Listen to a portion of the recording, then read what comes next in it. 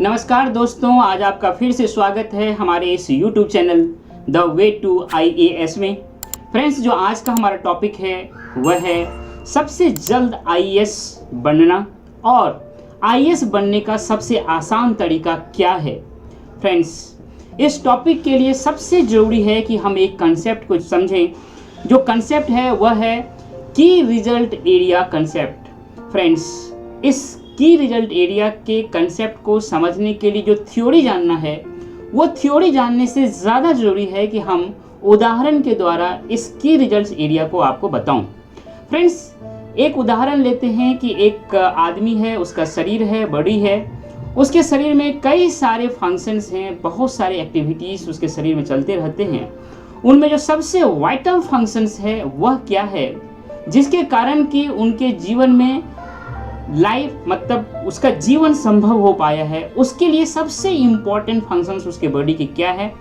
अगर आप देखें तो 4 फंक्शंस जो है बहुत इम्पॉर्टेंट है। Blood pressure, heart rate, respiratory rate and brain wave activity. ये जो 4 फंक्शंस है, इस तरह के फंक्शंस को जिसके कारण कि उस बॉडी का जीवित रहना संभव है, ये जो मेन चीज़ है, जो वाइटल चीज़ है, इसी को इस उदाहरण के द्वारा हम कह सकते हैं कि यह की रिजल्ट एरिया है। मतलब ये है कि इन चीज़ों के फंक्शंस होने से, इन चीज़ों के फंक्शंस होकर के जो रिजल्ट प्राप्त होता है, उस रिजल्ट का परिणाम है कि आदमी में जीवन है, लाइफ है।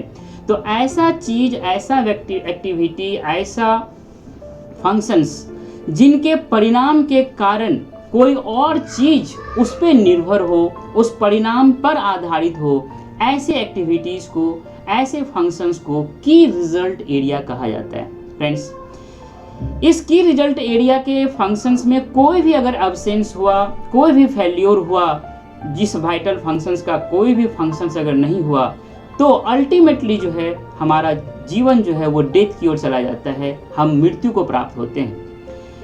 In the context of preparation, अगर आप यूपीएससी का प्रिपरेशन कर रहे हैं या स्टेट पीसीएस का तैयारी कर रहे हैं या किसी भी एग्जाम का तैयारी कर रहे हैं, उस प्रिपरेशन के कंटेक्स्ट में कहें तो अगर आप इन क्रिटिकल एरियाज, जो रिजल्ट एरियाज होते हैं, इसमें अगर आप फेल्योर हो गए तो आप अपने गोल तक नहीं पहुंच सकते हैं।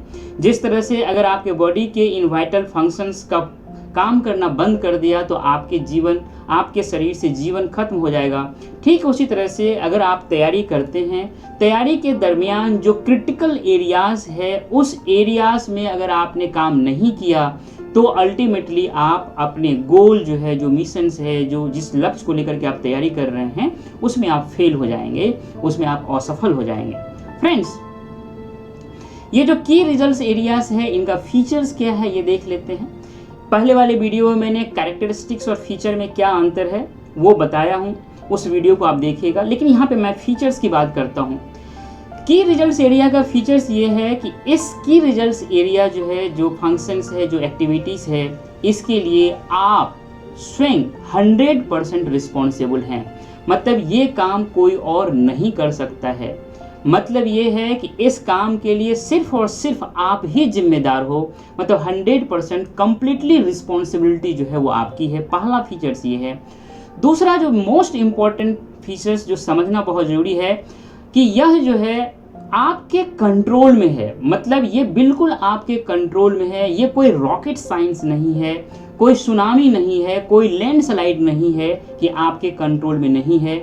ये प्रिपरेशन के दौरान जो की रिजल्ट्स एरिया होते हैं वो सारे आपके कंट्रोल में है। जब आप काम करेंगे उस पर तो वो बिल्कुल आपके कंट्रोल में होगा।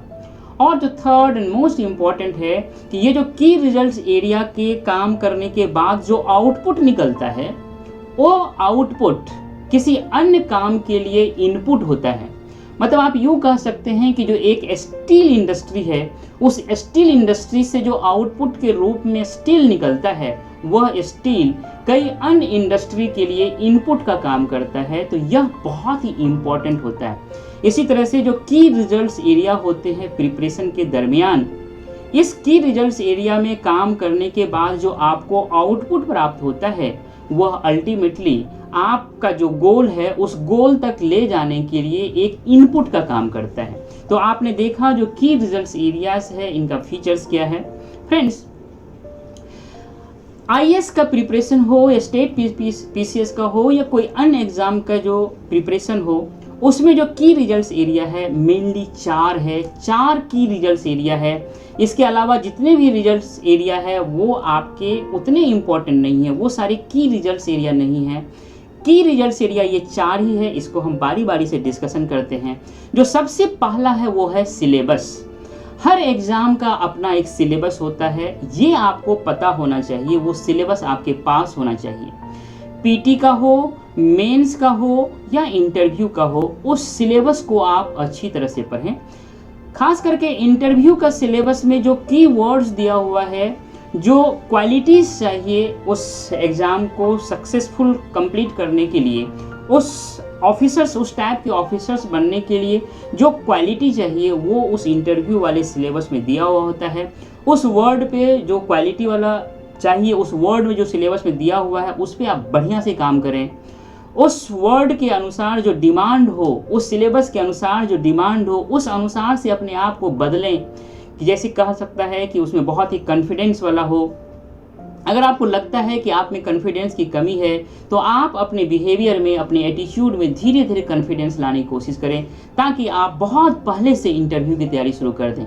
मेंस के रिजल्ट आने के बाद जो एक मॉक इंटरव्यू होता है, उतने दिन में आपके इंटरव्यू का तैयारी नहीं हो सकता है। इंटरव्यू के सिलेबस में जितने भी उसमें डिमांड्स दिए हुए हैं कि ये क्वालिटी होनी चाहिए, उन सारे पे आप पहले से ही काम करें और अपने आप को उस अनुसार से बदलने ढालने का काम करें। जो मेंस का सिलेबस होता है और जो पीटी का सिलेबस होता है, यहाँ मैं एक बात कहना चाहता हूँ कि देखिए, जो सिलेबस में वर्ड है, उस वर्ड को उस सिलेबस में डालने वाला व्यक्ति जो होगा, एक टीम होगा, व्यक्तियों का टीम होगा। उस व्यक्तियों का उस वर्ड को लेकर के अपना एक अंडरस्टैंडिंग होगा, एक स्टैंडर्ड अंडरस्टैंडिंग होगा उसको लेकर के। आपका जो अंडरस्टैंडिंग है उस वर्ड को लेकर के अभी बहुत ही बच्चे वाला अंडरस्टैंडिंग है।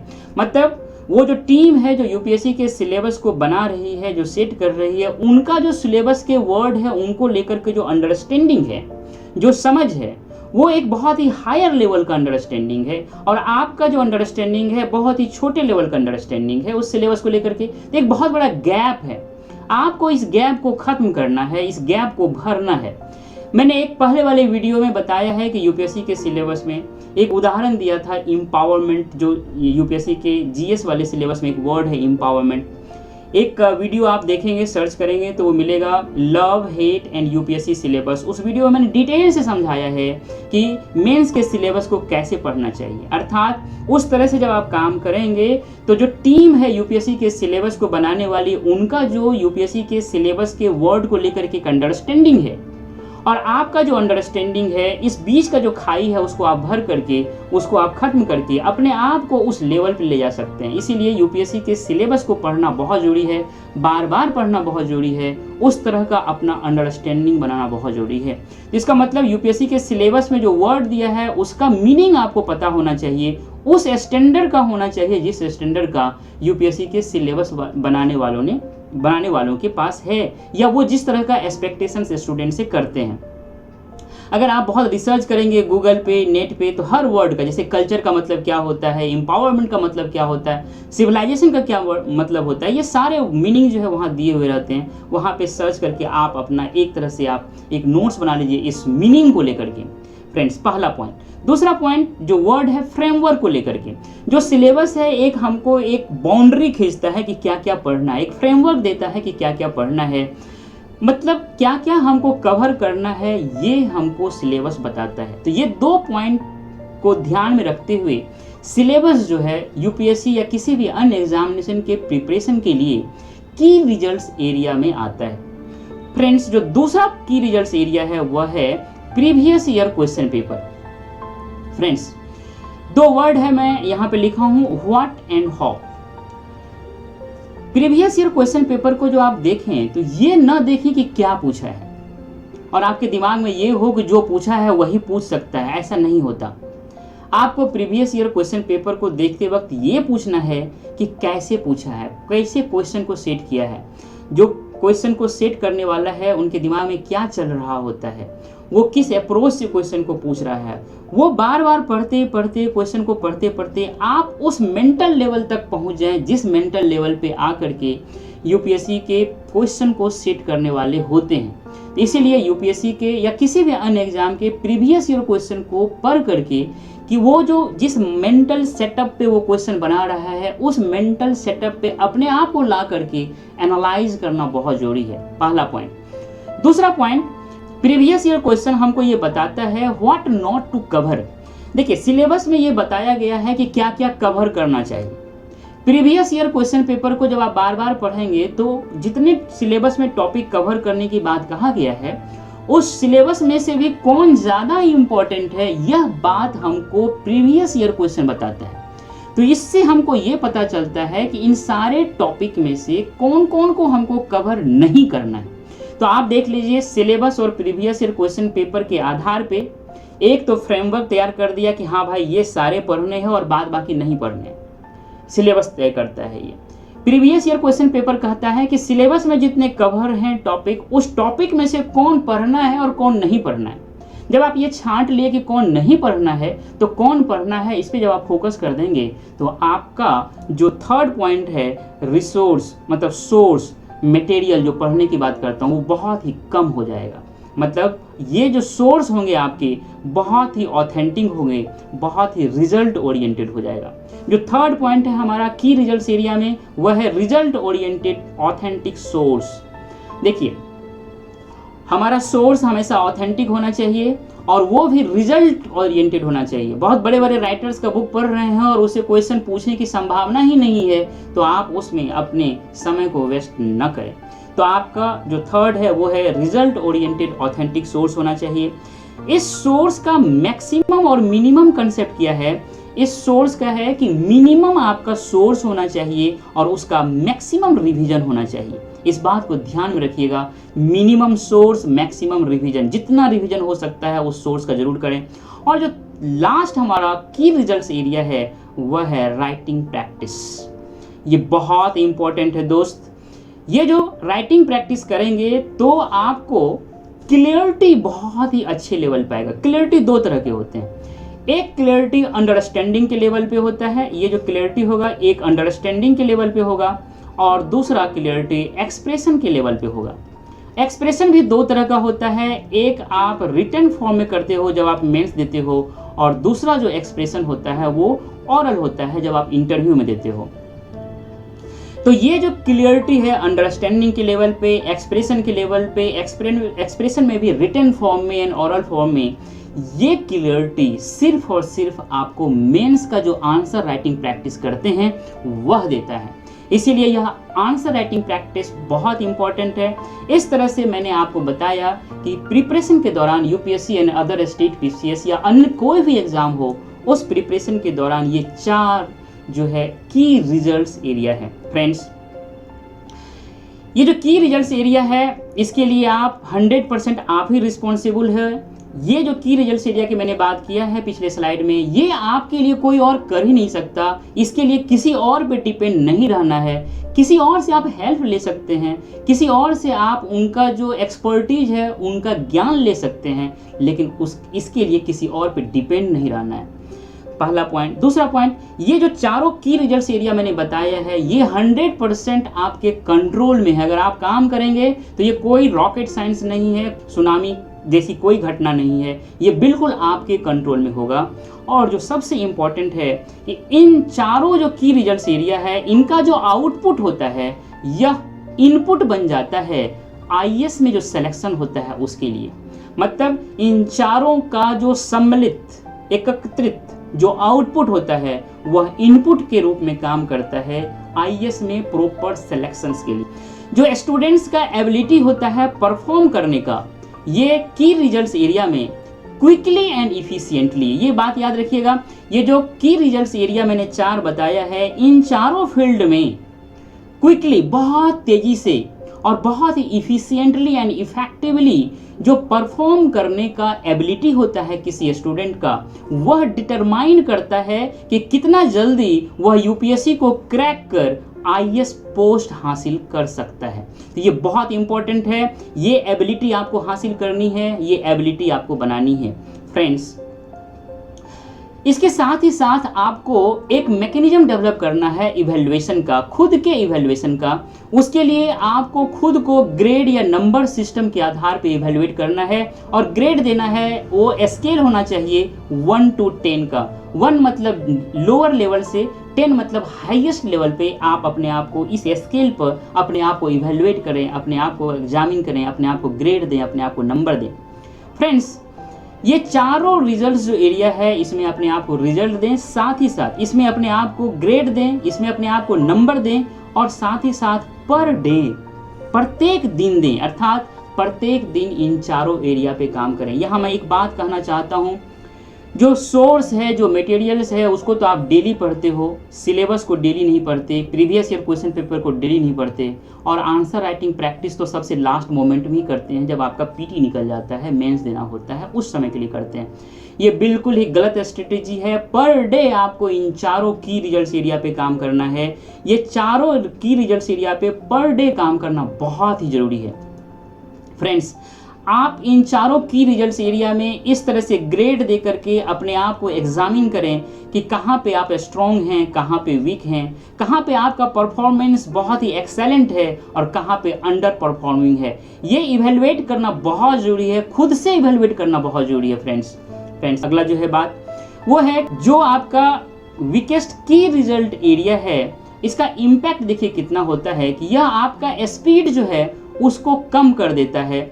जितने अन की रिजल्ट्स एरिया है, उन सारे की रिजल्ट्स एरिया, मतलब 4 की रिजल्ट्स एरिया में अगर एक भी आपका वीकेस्ट की रिजल्ट एरिया है, मतलब अगर आपने syllabus, previous year question paper और सोर्स को पढ़ रहा है, बहुत अच्छे से किया है, लेकिन आपका रिटन जो राइटिंग प्रैक्टिस जो की रिजल्ट्स एरिया है उसमें अगर आप पुअर हैं, तो आपके स्पीड को, आपकी जो क्षमता है दौड़ने की, आपकी जो बहुत जल्द सफलता हासिल करने की संभावना है, उसको यह कम कर देगा।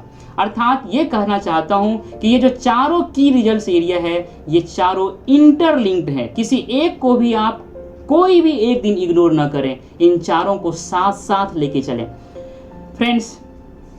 इसको एक एग्जाम्पल से समझ लेते हैं। महाभारत के युद्ध में कृष्ण जिस रथ पे सारथी है, अर्जुन का जो रथ है उसमें 4 घोड़ा है।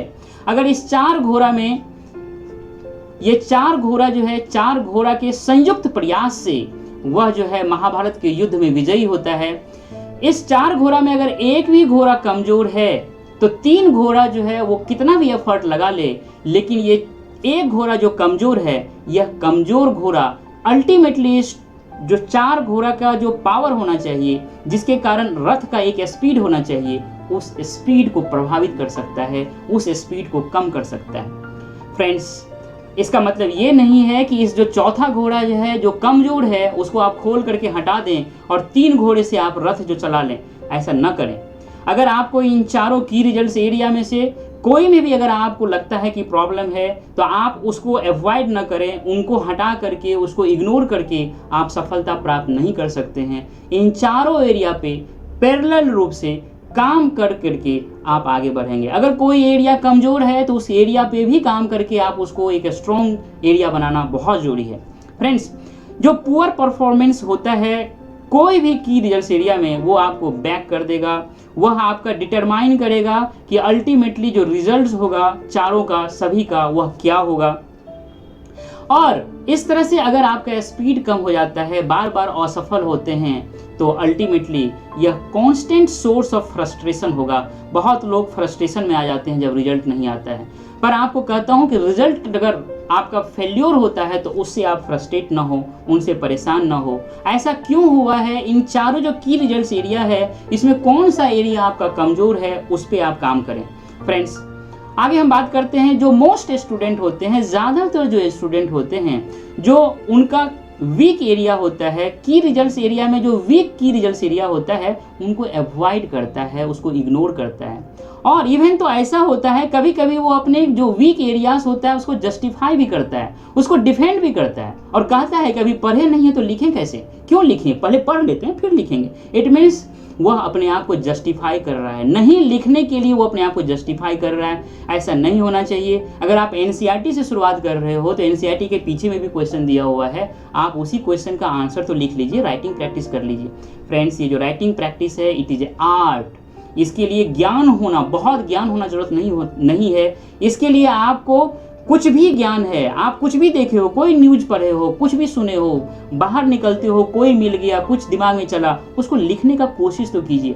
मेरा ये कहना है कि राइटिंग इज ए आर्ट। इस आर्ट को आपको डेवलप करना है। खास करके नॉर्थ इंडिया में जो स्कूलिंग सिस्टम अभी उतना स्ट्रॉन्ग नहीं हुआ है, वहाँ पे बच्चों को, खास करके हिंदी बेल्ट एरिया है, वहाँ पे हमारा स्कूल और जो कॉलेज है इतना अच्छा इंफ्रास्ट्रक्चर नहीं है कि वहाँ पे बहुत ही अच्छा राइटिंग प्रैक्टिस कराया जाए। जैसे बड़े बड़े यूनिवर्सिटी, अच्छे यूनिवर्सिटी में जहाँ पे ग्रेड सिस्टम होता है, सेमेस्टर सिस्टम होता है, वहाँ हर 6 महीने पे एग्ज़ाम होता है, इंटरनल होता है, एक्सटर्नल होता है, तो बच्चों को बहुत ज़्यादा लिखने का प्रैक्टिस होता है। लेकिन अभी जिस एरिया की मैं बात कर रहा हूँ वहाँ पे इतना ज़्यादा इंफ्रास्ट्रक्चर डेवलप नहीं हुआ है, इसलिए ऐसे बच्चों को लिखने का हैबिट नहीं होता है। और ऐसे बच्चे का ड्रीम है कि आईएएस बनना, तो घबराइए मत। मैं कहता हूं कि ये खुद से आप ये आर्ट को डेवलप कर सकते हैं। डेली लिखना शुरू कीजिए, ये आपके लिए बहुत ही इंपॉर्टेंट है। फ्रेंड्स, हर व्यक्ति में स्ट्रेंथ होता है और वीकनेस होता है। आप अपने जो वीकनेस है उसको आइडेंटिफाई कीजिए। अगर आपने अपने वीकनेस को आइडेंटिफाई कर लिया है, खोज लिया है, तो आप उस वीकनेस को दूर करने के लिए एक गोल सेट कीजिए कि उस वीकनेस को दूर करके आप क्या हासिल करना चाहते हैं। जैसे किसी को राइटिंग प्रैक्टिस नहीं है तो वो बोले कि क्वेश्चन आए और हम बिना बहुत कुछ पढ़े लिखे ही हम आंसर लिख दें, क्योंकि आंसर राइटिंग जो है एक आर्ट है, सिर्फ नॉलेज नहीं है, ये आर्ट है। ये आर्ट आपको आनी चाहिए। तो आप अपने आप को एक गोल दीजिए, कोई भी क्वेश्चन आएगा मैं उसको एवरेज आंसर तो जरूर ही लिख दूंगा या लिख दूंगी, ये आपका गोल होना चाहिए। ये गोल डिसाइड करने के बाद कैसे उसको गोल को प्राप्त करेंगे उसके लिए एक बेटर प्लान बनाइए। फ्रेंड्स, ये हो गया। जैसे जैसे आप अच्छा होते जाएंगे उस एरिया में जो आपका वीक एरिया था, वैसे वैसे आप बहुत ही मोटिवेटेड होते चले जाएंगे। बोलता है ना कि मोटिवेशन की जरूरत है, आईएएस की तैयारी करना है उसके लिए मोटिवेशन चाहिए। मोटिवेशन गुरु के पास जाता है, उस सबसे कुछ नहीं होने वाला है। आपके पास जो वीक एरिया है उस एरिया पे काम कर करके जैसे जैसे आप बहुत अच्छा बनाते जाएंगे वैसे वैसे सेल्फ मोटिवेटेड होते जाएंगे। फ्रेंड्स, ये बहुत इंपॉर्टेंट है। और ये जो मोर मोटिवेटेड होते जाएंगे, सेल्फ मोटिवेटेड होते जाएंगे, यही आपको डिटरमाइन करेगा कि आप कितना जल्दी आईएएस बनेंगे। फ्रेंड्स, इस तरह से आपने देखा कि किस तरह से मैंने आपको बताया कि की रिजल्ट्स एरिया क्या होता है, यूपीएससी के प्रिपरेशन में की रिजल्ट्स एरिया क्या है, ये 4 की रिजल्ट्स एरिया पे कैसे काम करना है। जब हम काम करें तो डेली काम करें तो उसके लिए हमारा एक इवैल्यूएशन का मैकेनिज्म होना चाहिए। अपने आप को 1 to 10 के लेवल पे ग्रेड दें। उस ग्रेड में आप जिस एरिया को पाते हैं कमज़ोर, उस कमज़ोर एरिया पे आप डेली काम करें। उस कमज़ोर एरिया में आप एक गोल दें। उस गोल को प्राप्त करने के लिए आप एक प्लान बनाएं। उस प्लान के अनुसार जैसे जैसे आप उस कमज़ोर एरिया को काम करके स्ट्रॉन्ग बनाते जाएंगे, बेटर बनाते जाएंगे, वैसे ही आप सेल्फ मोटिवेशन आपका बहुत ही अच्छा होते चला जाएगा। और जितना आप सेल्फ मोटिवेटेड होते जाएंगे उतना ही ज़्यादा आपके अंदर यूपीएससी को क्रैक करके जल्दी से जल्दी आईएएस बनने का जो एक ड्रीम है वो पूरा होगा। फ्रेंड्स, मुझे उम्मीद है कि आपको ये वीडियो बहुत ही अच्छा लगा होगा। इसीलिए आपसे मेरा ये हम्बल रिक्वेस्ट है कि हमारे इस चैनल को सब्सक्राइब करें, लाइक करें, अपना वैल्यूएबल कमेंट दें और अपने दोस्तों के बीच शेयर करें। थैंक यू डियर, मिलते हैं नेक्स्ट वीडियो में।